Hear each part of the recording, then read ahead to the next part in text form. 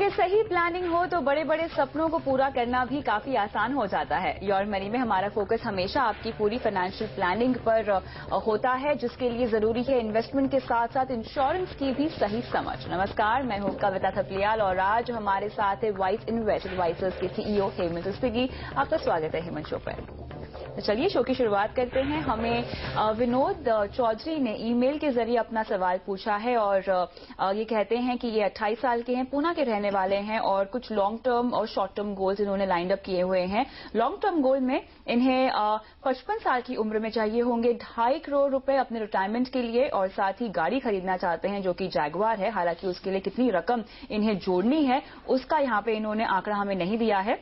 Short term goals में ये कहते हैं कि 3 से 4 लाख रुपए चाहिए, ऑस्ट्रेलिया घूमना जाना चाहते हैं ये, और साथ ही सेडान कार खरीदना चाहते हैं 5 साल के बाद, तो उसके लिए 10 लाख रुपए की जरूरत इनको पड़ेगी। पोर्टफोलियो इन्होंने अपने लिए कुछ बनाया हुआ है जिसमें HDFC टॉप 200 है, BSL टॉप 100 है, BSL मिड कैप अपॉर्चुनिटी और BSL डिपार्चर फंड है। इसमें 2-2 हजार रुपए इन सभी फंड्स में ये डालते हैं और साथ ही पूछ रहे हैं कि इनका पोर्टफोलियो कैसा है और जो ये स्ट्रैटेजी अपनाए हुए बैठे हैं अपने पोर्टफोलियो में, क्या वो सही है या नहीं। तो हेमंत जी 28 साल के हैं ये, इन्होंने अपनी फाइनेंशियल प्लानिंग की शुरुआत मेरे ख्याल से काफी जल्दी ही की है, लेकिन टर्म प्लान लिया है कि नहीं लिया है उसकी जानकारी इन्होंने हमें नहीं दी है, क्योंकि फाइनेंशियल प्लानिंग का सबसे पहला स्टेप होता है कि आप अपने आप को प्रोटेक्ट कीजिए, सिक्योर कीजिए और अपने लिए एक टर्म प्लान ले लीजिए। तो मेरे ख्याल से चूंकि डिटेल्स नहीं है हमारे पास, तो एक टर्म प्लान रेकमेंड कर देना चाहिए टू स्टार्ट ऑफ विथ। जी बिल्कुल कविता, आई थिंक आपने बिल्कुल ठीक कहा। जब भी जैसे इनकी अगर आप स्टेज देखें लाइफ में, 28 ईयर्स के हैं, 55 साल में रिटायर होना चाहते हैं, 27 साल का समय है। आई थिंक किसी भी इन्वेस्टर के लिए, किसी भी व्यूअर के लिए मैं कहूंगा ये बिल्कुल सही तरीका है अपनी इन्वेस्टमेंट प्रोसेस को स्टार्ट करने का, क्योंकि जितना जल्दी आप शुरुआत करेंगे उतना ही समय आपको मिलेगा।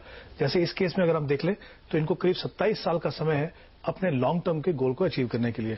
जहां तक रिस्क मैनेजमेंट का सवाल है कविता, बिल्कुल सही कहा आपने। सबसे इंपॉर्टेंट एस्पेक्ट फाइनेंशियल प्लानिंग का वो है, कुछ भी करने से पहले आपको ये इंश्योर करना है कि जो रिस्क हो सकते हैं आपकी लाइफ को या आपकी हेल्थ को, उनको आप पहले कवर कर लीजिए। तो सबसे इंपॉर्टेंट चीज ये है कि आपका लाइफ इंश्योरेंस होना बहुत जरूरी है और उसके साथ में ये भी जरूरी है कि आप सही प्रोडक्ट चुनें और जो आपका जो इंश्योरेंस है, जो क्वांटम है, वो भी सही होना चाहिए। कई बार हम देखते हैं ऐसा होता है कि आपने इंश्योरेंस तो ले लिए, बहुत सारी पॉलिसीज ले ली, लेकिन जो टोटल क्वांटम है वो इतना नहीं है कि अगर अनफॉर्चुनेटली कुछ आपको हो जाए तो आपकी फैमिली को वो सिक्योर कर सके। साथ ही इंपॉर्टेंट है कि आप सही प्रोडक्ट चुनें। जैसे हम हमेशा बात करते हैं कि टर्म प्लान को लें। टर्म प्लान इसलिए क्योंकि एक तो इसका जो प्रीमियम है बहुत कम रहता है और जितनी आपको इंश्योरेंस की जरूरत हो उतना आपको मिल जाता है। जैसे अगर हम थंब रूल की बात करें तो हम कहते हैं कि आपकी इनकम का 10 गुना जो है, अगर आपके पास कोई लायबिलिटी नहीं है तो उतना यहाँ पे होना चाहिए। तो पहले तो मैं चाहूंगा डेफिनेटली विनोद ये अपना रिस्क मैनेजमेंट को पूरा कवर कर ले, हेल्थ इंश्योरेंस के साथ भी। बिल्कुल, यहाँ पे इन्होंने अपने पैकेज की डिटेल्स हमें नहीं दी है, लेकिन विनोद यहाँ पे जैसे कि हेमंत जी ने भी बताया, आपकी एनुअल सैलरी का 10 से 12 गुना ज्यादा कवर आपको लेना चाहिए। तो सबसे पहले अपने आप को प्रोटेक्ट कीजिए, अपने लिए एक टर्म प्लान ले लीजिए। अब आते हैं इनके पोर्टफोलियो पर। इन्होंने गोल्स भी लाइनअप किए हुए हैं और मेरे ख्याल से शॉर्ट टर्म और लॉन्ग टर्म दोनों गोल्स को यहाँ पे इन्होंने बखूबी लाइनअप किया हुआ है। सबसे पहले इनके शॉर्ट टर्म गोल्स पर आते हैं, जहाँ पे इन्हें ऑस्ट्रेलिया घूमने जाना है और 5 साल के बाद इन्हें सेडान कार भी खरीदनी है। करंट पोर्टफोलियो जिन्होंने बनाया हुआ है वो कैसा है? देखिए, वो जो पोर्टफोलियो है वो इनके शॉर्ट टर्म गोल्स के लिए सुटेबल नहीं है। क्योंकि इनके पास अगर मैं मान के चलूं कि दोनों के दोनों जो गोल्स हैं उनको 5 साल में मान लीजिए उनको पूरा करना है। उन्होंने कहा 10 लाख की इनको गाड़ी खरीदनी है और ऑस्ट्रेलिया जाने के लिए 3 से 4 लाख लगेगा। तो अगर मैं ये मान के चलूं कि उनके पास 3 लाख चाहिए उनको ऑस्ट्रेलिया जाने के लिए, 3 या 4 जो भी हो, और 5 साल का समय है, तो 5 साल का समय स्पेशली जब आप हर महीने इन्वेस्ट कर रहे हैं तो आपका जो एवरेज होल्डिंग पीरियड है वो करीब 2.5 साल का है। ये वो समय इतना नहीं है कि आप पूरा पैसा आप इक्विटी में लगाएं। तो अगर आप थोड़ा रिस्क लेना चाहते हैं, अगर आप चाहते हैं कि थोड़ी अच्छी रिटर्न मिले, तो एट बेस्ट मेरे हिसाब से आप इक्विटी ओरिएंटेड बैलेंस फंड को देख सकते हैं। अगर यहाँ पे मैं बैलेंस फंड लेके चलूं, वो 10% का रिटर्न उनको मिल सकता है, 10 से थोड़ा ज्यादा, बट हमेशा जब भी आप टारगेट बनाएं, जब भी आप डिसाइड करें कितना पैसा आपको इन्वेस्ट करना है, थोड़ा कंजर्वेटिव एस्टिमेट करके चलिए, क्योंकि अगर एक्स्ट्रा रहा तो अच्छी बात है, कम रहा तो आपको प्रॉब्लम हो सकती है। तो अगर हम 10% का रिटर्न यहाँ पे मान के चलें इनके गोल्स के लिए, तो पहला जो गोल है उनको ऑस्ट्रेलिया जाने के लिए, उनको करीब 4,000 रुपए इन्वेस्ट करने पड़ेंगे हर महीने। सिर्फ इस गोल के लिए? सिर्फ इस गोल के लिए। उसके अलावा इन्होंने कहा 10 लाख की गाड़ी खरीदना चाहते हैं तो उसके लिए उनको 13,000 रुपए इन्वेस्ट इन्वेस्ट करने हैं। तो इन 2 शॉर्ट टर्म गोल्स के लिए उनको 17,000 रुपए इन्वेस्ट करने हैं। उसके बाद अगर हम उनके लॉन्ग टर्म गोल पे जाए, देखिए जैसे हम हमेशा कहते हैं लॉन्ग टर्म गोल को अगर जितना जल्दी शुरुआत करेंगे तो उसका फायदा ये है कि उनका टारगेट है 2.5 करोड़ और उनके पास समय है करीब 27 साल। तो अगर हम, क्योंकि 27 साल का समय है, यहां पे पूरा पैसा जो है वेल डाइवर्सिफाइड इक्विटी फंड में जा सकता है। अगर हम यहां पे एस्टिमेट करके चलें कि उनको 12% का एनुअलाइज रिटर्न मिलेगा, तो 12,000 रुपए इन्वेस्ट करने से, प्रोवाइडेड ये पूरा समय अपना जो प्रोसेस है इसको जारी रखें, 12,000 रुपए इन्वेस्ट करके अपने गोल को अचीव कर सकते हैं। तो कुल मिला के इन तीनों गोल्स को अचीव करने के लिए उनको 29,000 रुपीज इन्वेस्ट करने हैं। उसके बाद ये तीनों गोल्स अपने अचीव कर सकते हैं। हाँ, इसमें हमने जो उनकी जो इच्छा है जैगुआर गाड़ी खरीदने की, उसके बारे में हमने बात नहीं किया। देखिए इसकी 2 चीजें हैं। एक तो आप अंदाजा कैसे लगाएं कि जैगुआर गाड़ी उस समय कितने की मिलेगी। हाँ, आप एक गोल बना सकते हैं कि मुझे वहां पे उस समय एक अच्छी गाड़ी चाहिए। अभी पहले इनको ये देखना है कि जो 3 मेरे गोल हैं, स्पेशली रिटायरमेंट का गोल जो है वो, उसके लिए मेरे पास पैसा है कि नहीं। इन्होंने अभी जो इन्वेस्टमेंट कर रहे हैं वो करीब 8,000 रुपए की इन्वेस्टमेंट कर रहे हैं। 8,000 रुपए तो मुझे डाउट है कि उनके पास इतना पैसा होगा कि वो तीनों गोल्स के लिए अचीव करें। तो आई थिंक क्योंकि सही समय पे शुरुआत कर रहे हैं, तो जो इंपॉर्टेंट गोल है, लॉन्ग टर्म का गोल है, उस पर ध्यान दें। आई एम श्योर आगे जाके जैसे उनकी इनकम बढ़ेगी तो ये जो जैगुआर या जो भी उनका ड्रीम है वो डेफिनेटली पूरा कर पाएंगे। उसके लिए उनको समय मिलेगा कि वो उसको बाद में भी प्लान कर सकें। बिल्कुल। यहाँ पे आपने कहा कि ये अपनी इन्वेस्टमेंट में बने रह सकते हैं, लेकिन जो फंड सिलेक्शन है वो ठीक है, और कौन से फंड इनको इंक्लूड करने चाहिए अपने पोर्टफोलियो में? देखिए इन्होंने यहाँ पे ना 4 फंड का नाम लिया है। पहले जो 3 फंड है, बिरला टॉप 100 है या जो HDFC टॉप 100 है या बिरला मिड कैप है, वो तीनों फंड में बने आ सकते हैं। चौथा जो फंड है, मुझे लगता नहीं उसका नाम कुछ सही है, या तो वो डेट फंड की बात कर रहे हैं, उन्होंने ठीक तरीके से उसका नाम नहीं दिया यहाँ पे। तो अगर हम उनको छोड़ दें फिलहाल, मुझे लगता है कहीं ना कहीं, क्योंकि हम बात कर रहे हैं यहाँ पे 27 साल की, कुछ good quality mid cap fund हो सकते हैं यहाँ पे। जैसे ICICI प्रू डिस्कवरी फंड है, वैल्यू डिस्कवरी फंड आ सकता है यहाँ पे। साथ में 2 फंड बोल रहा हूँ, दोनों में से एक फंड ही ले सकते हैं। IDFC प्रीमियर इक्विटी ले सकते हैं या रिलायंस इक्विटी अपॉर्चुनिटी ले सकते हैं। इन दोनों फंड में खासियत यह है कि 25 से 30% जो पैसा है वो लार्ज कैप में भी जाता है, तो पूरा पैसा जो है मिड कैप में नहीं जा रहा। ये ले सकते हैं। और जैसे मैंने रिकमेंड किया इनको, शॉर्ट टर्म के जो गोल्स हैं 5 साल के, क्योंकि उनका एवरेज होल्डिंग पीरियड मैंने जैसे कहा 2.5 से 3 साल होगा, वहां पे कुछ बैलेंस फंड देख सकते हैं। यहाँ पे मैं रिकमेंड करना चाहूंगा इनको HDFC प्रूडेंट दे सकते हैं या ICICI बैलेंस फंड दे सकते हैं। तो ये जो फंड है, इन फंड में से चुन के, जैसा इंपॉर्टेंट है शुरुआत करके अगर आप अपना प्रोसेस को कंटिन्यू रखें तो कोई कारण नहीं कि अपने गोल्स को आप अचीव ना कर पाए। बिल्कुल। तो यहाँ पे क्लियरली आपको 29,000 निवेश करने हैं, इन्वेस्ट करने हैं। विनोद, आपको हर महीने SIP के जरिए, जैसे कि आप कर ही रहे हैं, आपको कुछ और फंड्स अपने पोर्टफोलियो में शामिल करने हैं। एक फंड आपको यहाँ निकालने की सलाह दी जा रही है। हालांकि आपको अपने शॉर्ट टर्म गोल्स को, अगर आप निवेश कर सकते हैं अपने शॉर्ट टर्म गोल्स के लिए 13,000 रुपीज एवरी मंथ, तो बहुत अच्छी बात है। लेकिन जस्ट इन केस आप नहीं कर सकते हैं तो फिलहाल अपने निवेश को जितना आपसे हो सके उतना बढ़ाइए और फोकस अपने लॉन्ग टर्म गोल्स के लिए रखिए, क्योंकि उन्हें अचीव करना यहां पर बेहद जरूरी होगा। और अपने लिए टर्म प्लान ले लीजिए, यही आपको सलाह योर मनी से दी जा रही है। इसी के साथ वक्त है एक ब्रेक का। ब्रेक के बाद आपको बताएंगे SIP में कैसे समझदारी से लगाए पैसे और 1-2 साल के लिए कहां करें निवेश, ये सब बताएंगे इस छोटे से ब्रेक के बाद। बने रहिए हमारे साथ।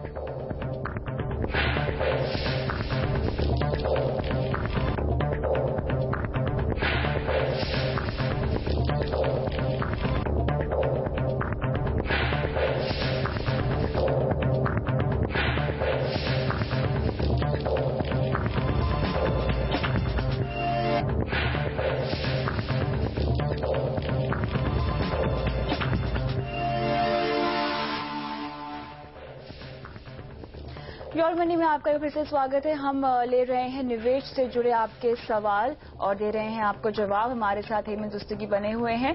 आगे बढ़ते हैं और दिल्ली से अनुपम सिंह है फोन लाइन पे। गुड इवनिंग अनुपम, आपका सवाल क्या है, पूछिए।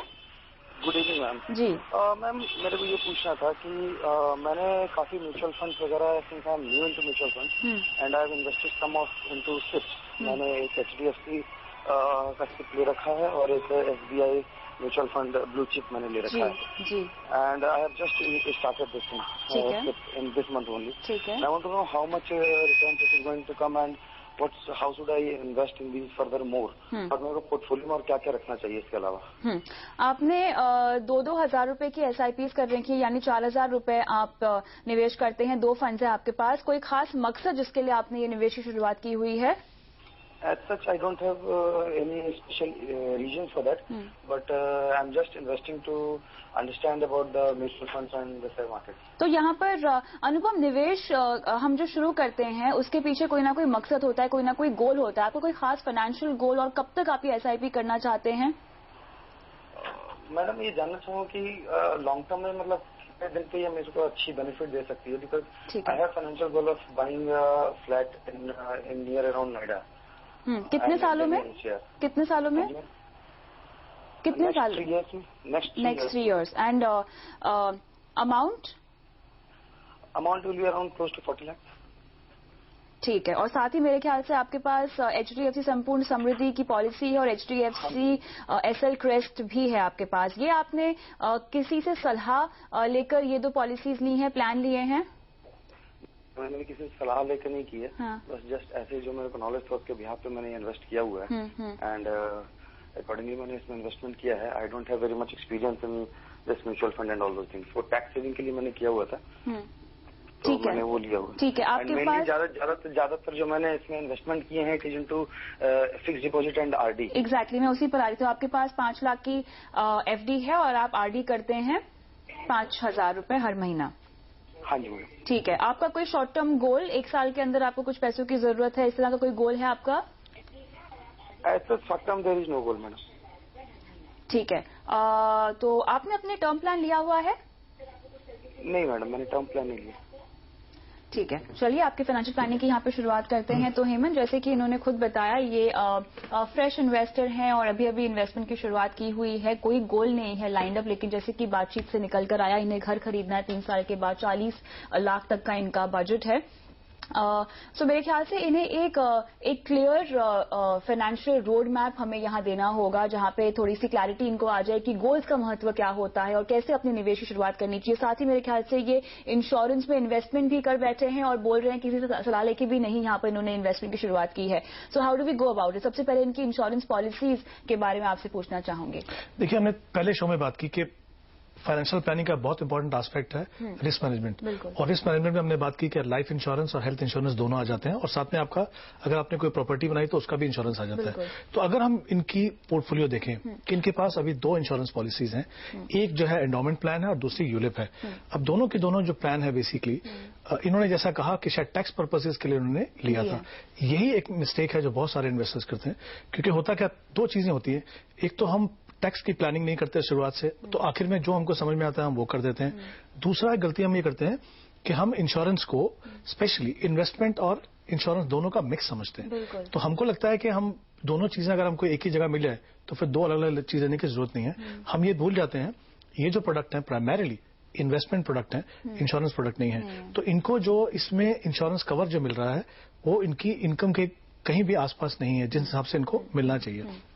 मेरा ये मानना है ये सही समय पे है, आई थिंक 28 साल के हैं इस समय पे। हालांकि उन्होंने कहा है कि इनकी कोई भी लाइबिलिटी रिस्पॉन्सिबिलिटी नहीं है, किसी स्टेज में इनकी शादी होगी और रिस्पॉन्सिबिलिटी होगी, बच्चे होंगे, जिम्मेदारियां बढ़ेंगी। जो लाइफ इंश्योरेंस का सबसे इंपॉर्टेंट चीज ये है कि अगर आप इंश्योरेंस या इन्वेस्टमेंट जितना जल्दी करें वैसे इंश्योरेंस भी, स्पेशली लाइफ इंश्योरेंस जो है वो जितना जल्दी लें आपको फायदा है। एक तो आपका प्रीमियम बहुत कम हो जाता है, दूसरी कभी डिस्प्यूट होने के चांसेस कम होते हैं, क्योंकि इंश्योरेंस कंपनी के साथ अगर आप 10-15 साल हैं, अगर कुछ हो जाता है बाद में, तो अगर ये डिस्प्यूट नहीं होता कि आपको पहले से कोई बीमारी थी या नहीं थी या जो भी कोई इशू हो। और दूसरी बात मुझे लगता है यहाँ पे सबसे पहले ये ना सोचें कि इनकी अभी लाइबिलिटी है कि नहीं, एक टर्म प्लान ले लें। और जैसा हमने थंब रूल की बात की, क्योंकि हमारे पास बहुत ज्यादा डिटेल नहीं है और जैसे उन्होंने कहा लाइबिलिटी तो है नहीं इनके पास, 10 गुना इनकी ग्रॉस इनकम का अगर ये ले लें तो वो शुरुआत सही रहेगी।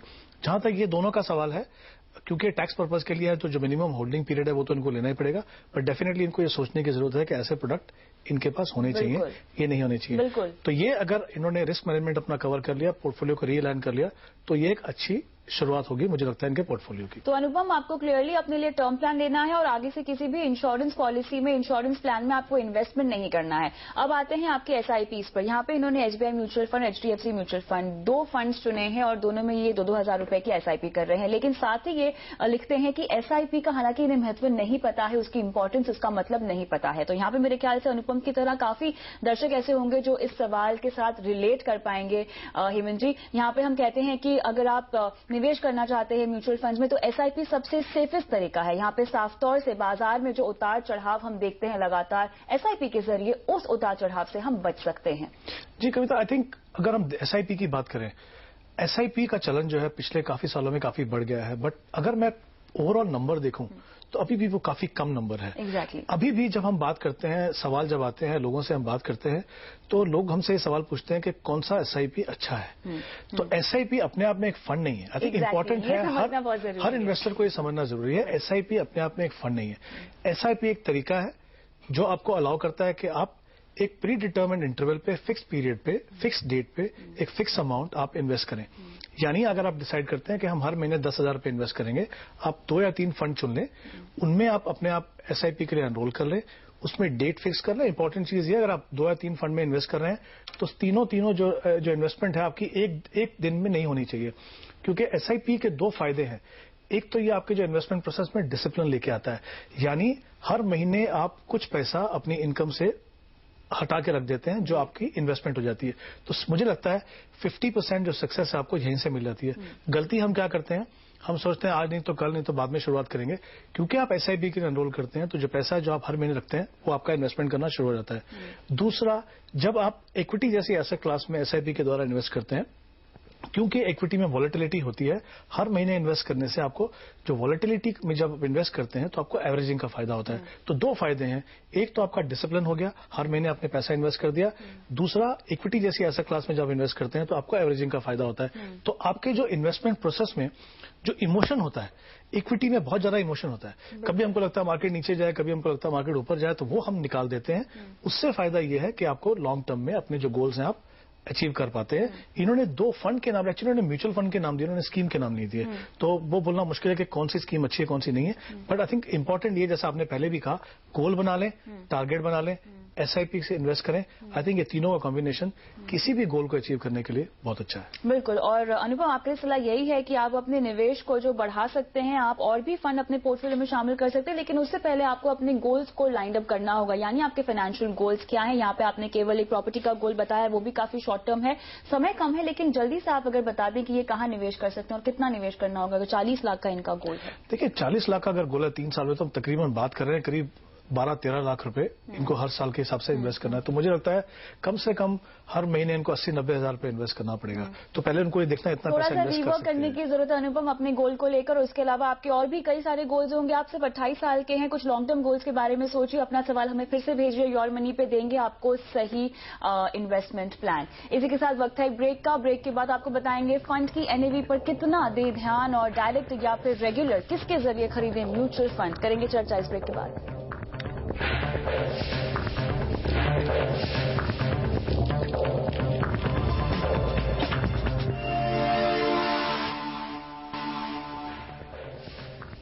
Welcome back. योर मनी में हम सुलझा रहे हैं निवेश से जुड़ी आपकी तमाम उलझनें और सवालों के जवाब दे रहे हैं हेमंत रुस्तगी। आगे बढ़ते हैं, लुधियाना से दिलप्रीत सिंह हमारे साथ हैं। अब नमस्कार, सवाल पूछिए। हाँ जी, मतलब यही था कि कल ऑनलाइन परचेज नहीं हो रही थी। हाँ। तो मैंने डेबिट कार्ड से करने की कोशिश की थी यूनियन बैंक के, पर हुआ नहीं, और 2-3 ट्राई करने के बाद कार्ड ब्लॉक हो गया मेरा। ओके, क्या आपका म्यूचुअल फंड से जुड़ा हुआ कोई सवाल है? नो, आप कहाँ से कॉल कर रहे हैं, यूटीआई से या? आप इस वक्त लाइव हैं योर मनी पर, सीएनबीसी आवाज पे जो शो आता है, और आपने म्यूचुअल फंड से जुड़ा हुआ कोई सवाल हमें दिया था। हाँ जी मैम, यही सवाल था कि वो जैसे डायरेक्ट प्लान होता है और रेगुलर प्लान होता है, उसमें ज्यादा सेविंग इन्वेस्टर के लिए किसमें होती है? चलिए यहाँ पे आपको बताते हैं कि कौन सा बेहतर होता है तरीका म्यूचुअल फंड खरीदने का। रेगुलर प्लान लिया जाए या डायरेक्ट प्लान के जरिए आप म्यूचुअल फंड में निवेश कर सकते हैं। देखिए कभी तक जैसा इन्होंने कहा, म्यूचुअल फंड में इन्वेस्ट करने के 2 तरीके हैं। एक तो डायरेक्ट प्लान होती है, एक रेगुलर प्लान होती है। देखिए म्यूचुअल फंड इन्वेस्ट करने का एक प्रोसेस होता है। आप डिसाइड करते हैं किस एसेट क्लास में इन्वेस्ट करेंगे, किस फंड में इन्वेस्ट करेंगे, कितना पैसा इन्वेस्ट करेंगे। उसके बाद आप डिसाइड करते हैं कि आप कौन से प्लान में जाएंगे। जब आप डायरेक्ट की बात करते हैं, इसका मतलब यह है कि आप किसी भी एडवाइजर या किसी इंटरमीडिएरी या किसी एजेंट की सलाह नहीं ले रहे हैं। आप खुद डिसाइड कर रहे हैं कि मैं कौन से फंड में डालूं, किस एसेट क्लास में डालूं, कितना पैसा डालूं, और उसके बाद जो भी सर्विसेज रिलेटेड इशू होंगे, कभी आपको नॉमिनेशन करना है या कुछ भी इशू रहेगा आपका, तो वो आपको खुद करना है। अगर आपको लगता है कि आप ये सब खुद कर सकते हैं तो आप डायरेक्ट प्लान में इन्वेस्ट कर सकते हैं। अगर आप नहीं कर सकते हैं तो आप रेगुलर प्लान में जाइए, जहां पे आप किसी एडवाइजर की सलाह ले सकते हैं, जो आपको इस पूरे प्रोसेस में भी हेल्प करेंगे और आपको सर्विसिंग में भी हेल्प करेंगे। लेकिन इन दोनों में फर्क क्या है? फर्क होता है कॉस्ट का। देखिए, म्यूचुअल फंड हर साल आपको कुछ कॉस्ट चार्ज करती है। उनकी अपनी मैनेजमेंट फीस होती है, कस्टोडियन चार्जेस होते हैं, कम्युनिकेशन चार्जेस होते हैं, RNT रजिस्ट्रार ट्रांसफर एजेंट जो आपको सर्विस देते हैं उनके चार्जेस होते हैं, और साथ में जो जैसे कम्युनिकेशन की मैंने बात की, हाफ ईयरली जो रिजल्ट पब्लिश होते हैं उनके जो खर्चे हैं, और कुछ कमीशन जो एडवाइजर्स को दिया जाता है। जब आप डायरेक्ट इन्वेस्ट करते हैं तो ये सब खर्चे आपको डेबिट होते हैं, आपको चार्ज होते हैं, लेकिन सिर्फ जो कमीशन दिया जाता है एडवाइजर्स को या एजेंट को, वो आपको चार्ज नहीं होता। तो तकरीबन मैं कह सकता हूं कि आपको आधा % या 50-60 बेसिस पॉइंट का फर्क आपको पड़ सकता है। अगर आप रेगुलर प्लान में जाते हैं क्योंकि आप किसी एडवाइजर की सलाह ले रहे हैं, तो म्यूचुअल फंड जो है उस एडवाइजर को कुछ कमीशन देगी, उसका कुछ हिस्सा आपको चार्ज किया जाएगा। तो दोनों में अगर हम फर्क देखें तो जैसा मैंने कहा 50 या 60 बेसिस पॉइंट का फर्क हो सकता है। हाँ, लेकिन अगर आप 10 साल या 15 साल के लिए इन्वेस्ट कर रहे हैं तो आपको ऑब्वियसली 6-7-8% का फर्क पड़ सकता है। लेकिन मेरी सलाह हमेशा ये रहती है कि अगर आप अपनी हार्ड अर्न मनी की बात कर रहे हैं, यहाँ पे सिर्फ आधा % बचाने के लिए ये मत सोचिए कि अगर आपको लगता है कि आप ये खुद कर सकते हैं तभी आप कीजिए। अगर आप नहीं कर सकते हैं तो किसी अच्छे एडवाइजर की सलाह लीजिए, और वहां भी किसी को भी अपना पैसा मत दीजिए। कोशिश कीजिए कि आपको अच्छा एडवाइजर मिले, किसी को रेफरल कर लीजिए या अपने बैंक से बात कर लीजिए। उस एडवाइजर के पास जाइए जिसके पास वो काबिलियत हो, वो एक्सपीरियंस हो, वो क्वालिफिकेशन हो, जो आपको सलाह दे सके। क्योंकि कहीं ना कहीं एडवाइजर को लेने से आपको एक एडिशनल कॉस्ट लग रही है। तो आप इंश्योर कीजिए कि जो भी आपको एडवाइस कर रहे हैं वो इस लायक हैं कि आपको एडवाइस कर सकें। तो बेसिकली दोनों में फर्क ये है, कॉस्ट का फर्क होता है। इसीलिए आप देखेंगे कि दोनों की एनएवी में फर्क होता है, और डायरेक्ट की एनएवी जो हमेशा थोड़ी ज्यादा रहती है रेगुलर प्लान से। बिल्कुल। तो यहाँ पे आपको म्यूचुअल फंड की जानकारी तो रखनी ही चाहिए, लेकिन अगर आप उसको रेगुलरली ट्रैक नहीं कर सकते हैं, आपकी रिसर्च वर्क, आपकी होमवर्क इतनी दुरुस्त नहीं है, तो बेहतर है अगर आप किसी एजेंट के जरिए रेगुलर प्लान ही ले, ताकि आपका जो निवेश है वो सही जगह हो सके। उम्मीद करते हैं कि आपको अपने सवाल का जवाब मिल गया होगा। इसी के साथ योर मनी में आज के लिए इतना ही, लेकिन आप बने रहिए CNBC आवाज के साथ। नमस्कार।